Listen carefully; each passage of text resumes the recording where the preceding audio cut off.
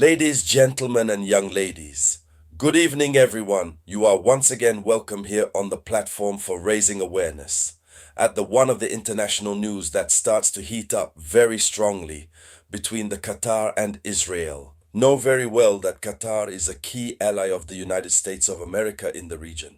Israel is also a key ally of the United States of America. So we assist to a clash between allies after the strikes that took place on Qatar's side, more precisely in the capital, after the strike on a residential building where obviously Israel announced that they have eliminated those responsible for Hamas. The Qatari government left Zar his reserve and made a statement. But before even seeing the press release, it should be remembered that Hamas people also made a press release to say to deny the death or sending to eternal rest of their leaders. They say that for the moment, and they have no information on sending to rest eternal. It's not certain that it is deceased. There you go. So they denied it for the moment. We don't know they are in what state. What state are they in? Situation, we don't know. But there is a denial while waiting for the definitive information arrives. Whatever happens, it's a matter of time. We'll be informed. But the worst thing today is that triggered an open conflict between Israel and Qatar. Why strike? In a residential area, a residential building that has nothing to do with it military. Why? That's why the Qatar is rising. So, the Qatar is often a victim of this. Iran also struck a base military American in Qatar. And therefore, Qatar lives on American military bases. It is a key ally of the United States. And so the situation is getting complicated. Let's go. So, in the depths, ladies and gentlemen, there you go. Before continuing, I ask you to share the video conference to the maximum and always remember, make a tour on Apple Store or Play Store. Please download the Medium app Express. This is digital sovereignty, Africa. So the Qatari response to the attack. Doha, Qatar accuses Israel of threatening regional security. Firstly, Qatar is carrying out a strong condemnation and Qatar uses an offensive tone. So it's the Minister of Foreign Affairs of Qatar which carried out the denunciation. He denounces irresponsible actions of Israel. For him, the actions that Israel comes to lead, which Israel has just posed, are irresponsible actions which compromise stability regional. So Doha accuses Israel of endangering the life of Qatari citizens and foreign residents. Why endanger the lives of Qatari citizens and residents foreigners? By hitting a residential building where a meeting of the board was held Hamas policy, Qatar says they endangered the lives of citizens, Qatari and foreign residents. So these are the office managers, Hamas policies that are described as foreign residents by Qatar. So did the strike actually land the heads of the political office? When we see in this denunciation, when Qatar says the life of a citizen Qatari and foreign residents that Israel endangered their lives, it means nothing happened.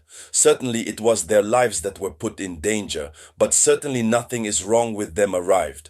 Otherwise, Qatar would not speak on this time. Whatever happens, in the hours to come, we will see what actually happened. Were they actually sent eternal rest or, well, they are not sent to Europe, they live, and that's it. So what needs to be said at this level is that Qatar is moving from a discreet role of mediator to a frontal language against Tel Aviv. It's a change of posture, heavy with consequences. Qatar is changing its position, and this new posture is heavy with consequence. What did Qatar say? Qatar declares the opening of a national survey. Qatar to open investigation, international. On the level diplomacy, that's how it is happening. We must open an investigation, have a conclusion, and on the basis of this conclusion, begin to act in accordance with international law. So Qatar announced an investigation official statement on the attack that occurred during this senior management meeting of Hamas. The results are expected to be published soon. So it's a gesture that aims to demonstrate transparency and strengthen the legitimacy of the accusations Qatari.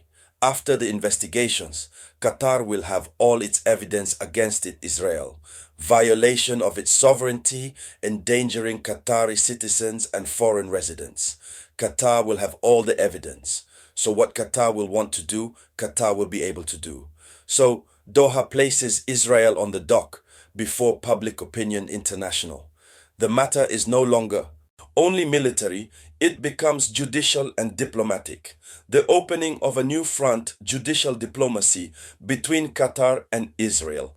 So, the regional repercussions and global. First, there is the question of regional security, which is weakened because by hitting Qatar, Israel has crossed a red line, that of the sovereignty of a Gulf state, which is also an ally of Washington.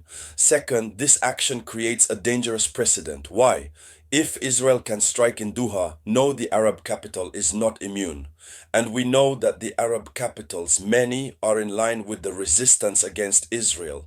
We risk to attend a union of capitals Arabs against Israel.